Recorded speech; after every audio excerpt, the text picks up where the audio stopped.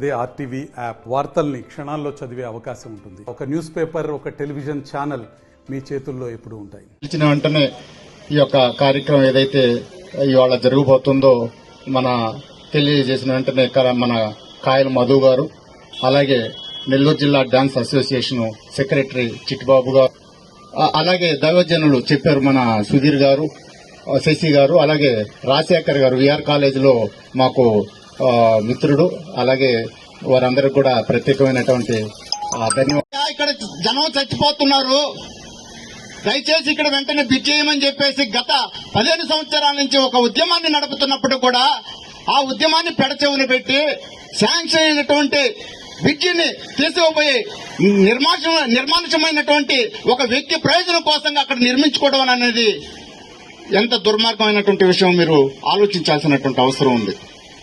ఈ క్రమంలోనే ఇందాక మన తల్లి, అక్క, చెల్లెలు, తమ్ముడు, అన్నలు అందరూ కూడా అన్యాయంగా ఇక్కడ ప్రాణాలు పోగొట్టుకోవాల్సినటువంటి పరిస్థితి ఏర్పడింది. ఏ ప్రభుత్వానికి ఇట్ట జరుగుతుందని మనం విన్నవించాలి, ఏ అధికారులకి ఇట్ట జరుగుతుందని మనం విన్నవించాలి. వాళ్ళకి తెలీదా నిత్యం ఇక్కడ ఏం జరుగుతుంది? తక్షణ కర్తవ్యంగా మనం భావించి ప్రజల ఆందోళన ముమ్మరం కాకముందే, ప్రజా చైతన్యం ఉప్పొంగ ముందే వెంటనే మనం దీన్ని పని ప్రారంభించేటట్టుగా ఆచరణాత్మకమైనటువంటి కార్యక్రమాన్ని మనం నిర్వహించాలనేది ప్రభుత్వ అధికారులకు తెలియదా?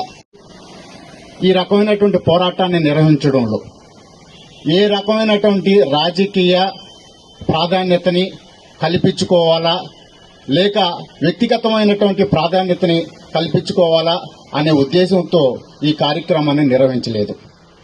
ప్రజలు పడే బాధలు, ప్రజల ఇబ్బందులు, ప్రజల యొక్క చావులు, ప్రజల యొక్క ప్రమాదాలు ఇవన్నీ కళ్ళారో చూసి చలించిపోయినటువంటి మనస్తత్వంతో జరిగినటువంటి కార్యక్రమాలు ఇవన్నీ కూడా. అందుకనే ఈ కార్యక్రమానికి రాజకీయాలకి అతీతంగా హాజరు కావాలా, రాజకీయాలకి అతీతంగా ప్రతి ఒక్కరు కూడా ఈ పోరాటంలో భాగస్వామ్యం కావాలా. తద్వారా మనం అనుకున్నటువంటి ఏదైతే లక్ష్యం ఉందో ఆ లక్ష్యాన్ని ముందుకు తీసుకుపోయేదానికి ప్రజలందరూ కూడా కలిసికట్టుగా ముందుకు నడవాలనేటటువంటి పిలుపు కోసంగా చేసినటువంటి ఈ కార్యక్రమం ఇది. గతంలో జనాభా తగ్గించాలని చెప్పేసి ప్రభుత్వం వారు ఫ్యామిలీ ప్లానింగ్ ఆపరేషన్ చేయించేది. ఇప్పుడు అది మరుగున పడింది. ప్రజలు చైతన్యవంతులయ్యారు, ఏ మేరకు అవసరం ఆ మేరకే ఉంటున్నారు.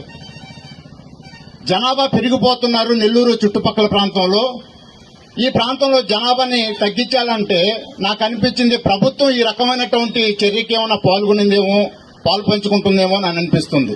ఎందుకంటే ఫలానా సెంటర్లో నిత్యం ఏదో ఒక రకాన, ఏదో ఒక మూల, ఏదో ఒక రోజున ప్రమాదాలు జరుగుతా ఉన్నా, చచ్చిపోతా ఉన్నారు.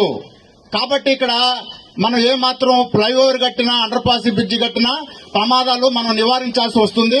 కాబట్టి ఆ జనాభాని తగ్గించే దాంట్లో ఇది ఒక సాధనంగా మనం ఉపయోగించుకుందాము అనేటటువంటి దుర్మార్గపు ఆలోచన ఏమన్నా కలిగిందేమో అని చెప్పేసి అనిపిస్తుంది.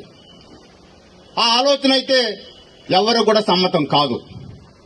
ఎందుకంటే వెలమవార్జిని, చింతారెడ్డిపాలెం, మిట్టపాలెం, ఆ పైన ఉన్నటువంటి రాజపాలెం, వావిలేటిపాడు, ఈ గ్రామాలన్నిటి కూడా నిత్యం కొన్ని వందల మంది, వేల మంది బ్రతుకు తెరువు కోసం వచ్చేటటువంటి మార్గం ఇది.